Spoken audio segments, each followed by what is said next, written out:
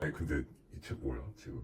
어? 이 책 지금 왜 갖고 온 거지? 이게 요즘 금단의 주제. 아 이게 금단의 주제까지 가는 거야 이게? 이제 아무도 다루면 안 된다고 말하는 금단의 주제. 어. 아니 왜 최순실 태블릿은 윤석열과 한동훈이 발표했다 이게 무슨 소리야? 일단 변희재라는 미디어워치라는 언론사 대표가 음.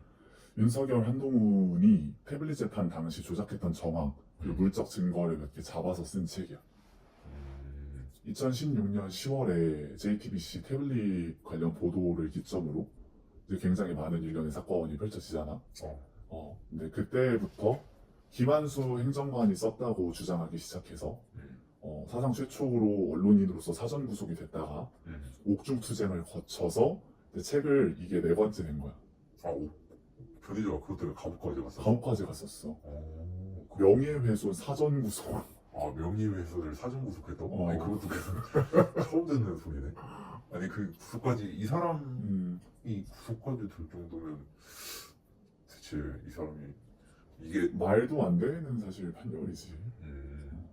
오히려 그거에 대한 항의는 특별히 안 하는 거야? 그때부터 재판을 이제 수십 개를 진행하고 있어. 그때마다 증거를 하나씩 잡고 국과수 포렌식 증거 가지고 추론해내고 그다음에 사설 기관에도 맡긴 걸로 알고 있어. 정확히 모르겠는데.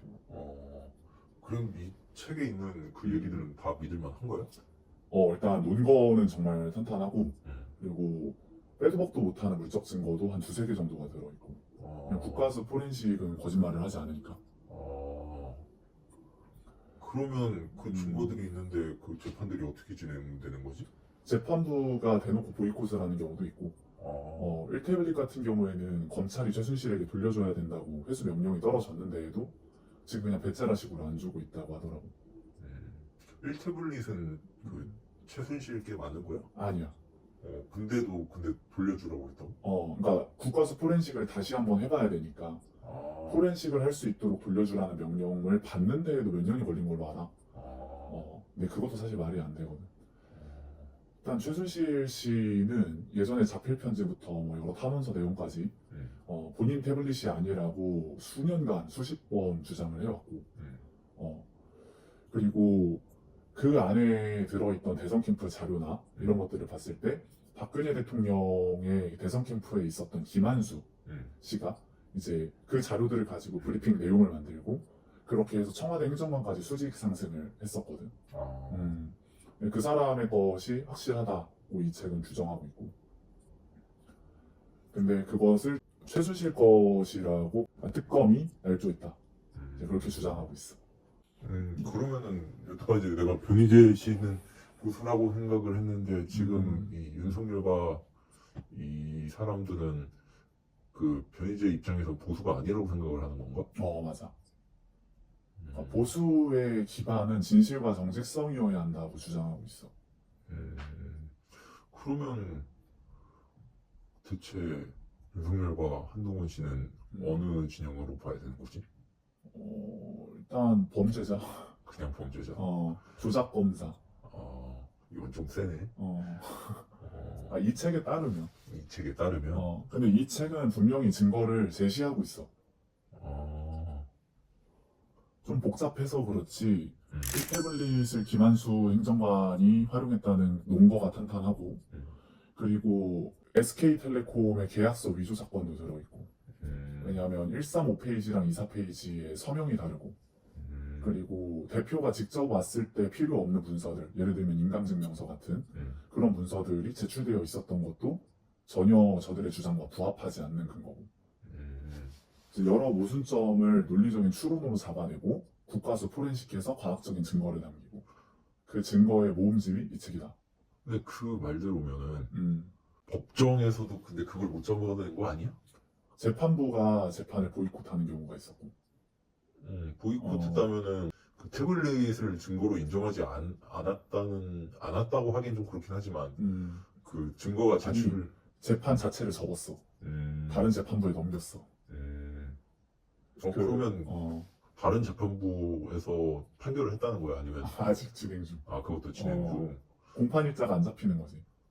계속 공판 기일이 미뤄지는 거구나.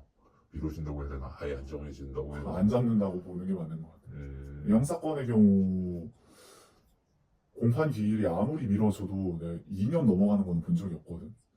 이게 지금 얼마나 변희재 대표의 재판이 지금 어떻게 진행되는지는 잘 몰라.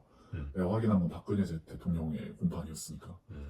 근데 이 태블릿 재판도 뭐 무기한 연기되고 있다. 1태블릿을 돌려주라는 명령이 떨어졌는데도 그 명령을 이행하지 않는다. 이렇게만 들었어. 그렇구나. 음. 변희재 씨는 근데 생각보다 그렇게 많이 홍보되지 않는 느낌이라 나는 그게 한 2, 3년 전까지는 그랬던 것 같은데 내가 변희재 씨 책과 내용을 처음 접했던 게 2021년 한 10월경인 것 같아.